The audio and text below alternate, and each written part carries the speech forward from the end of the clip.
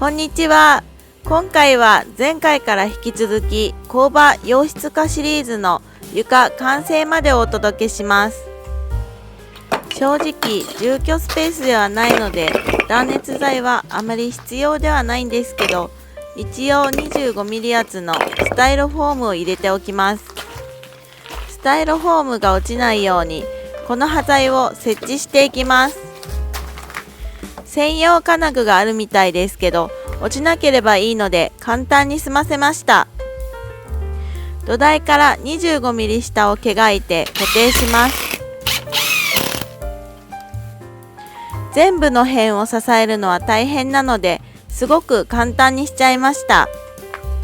倉庫兼休憩場なので OK です。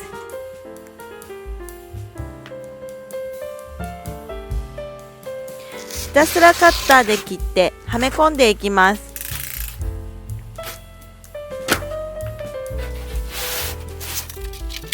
1ミリくらいずつ大きくカットしてぎゅうぎゅうに押し付けると断熱効果が高そうですね。うちの場合は大引き受けかなものを使っちゃったので、それをかわすためにだいぶ隙間ができちゃいました。発泡ウレタンスプレーなどをすればよかったかもですね。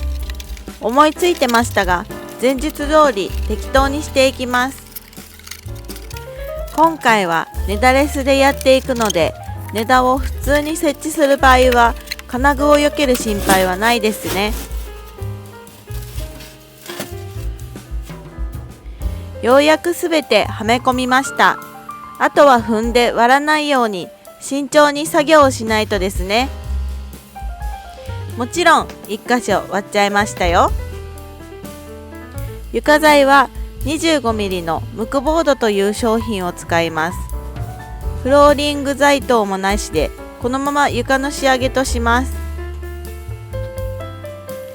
昔テレビ番組で決められた予算の中リフォームをしていて、匠がこの手法をとっていたのを思い出してやってみました。記憶違いだったらすみません。とりあえずどんどん千鳥に並べてみます。1箇所カットミスで千鳥にできませんでした。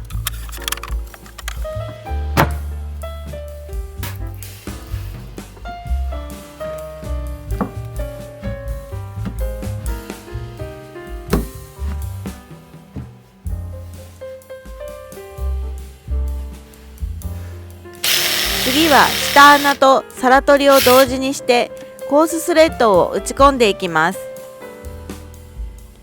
ネジの頭は見えちゃうんですけど、黒だからかっこいいですよね、銀よりは。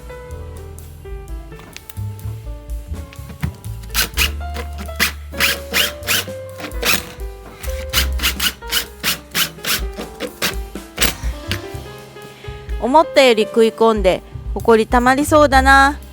とりあえず全部打ってみよう。ネダボンドも用意してたんですけど、きしみとかどうでもいいなぁと途中で思ったので、これも省きました。打ち込むピッチも 150mm くらいがいいと調べてましたが、ネジの節約で 200mm にしました。夫はヘルニア持ちなので覚悟してましたが、この日の夜まさかの膝が曲がらなくなり、寝室へ上がれなくなりました。来年こそ夫婦でダイエットを成功させる決意をしました。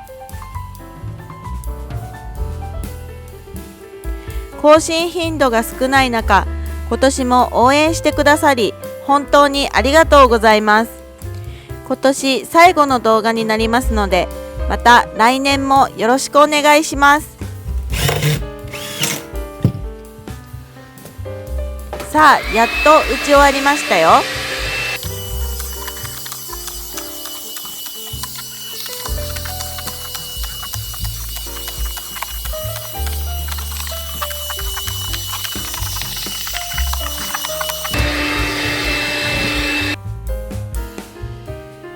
思ってたほどネジ頭は気になりませんね。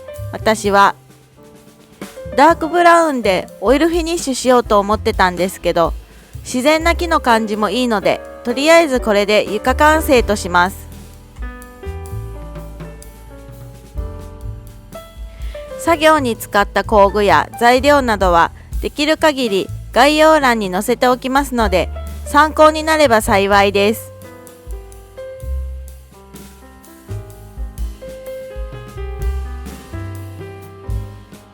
最後までご視聴いただきありがとうございました。この動画が良かった方はグッドボタン、チャンネル登録もよろしくお願いします。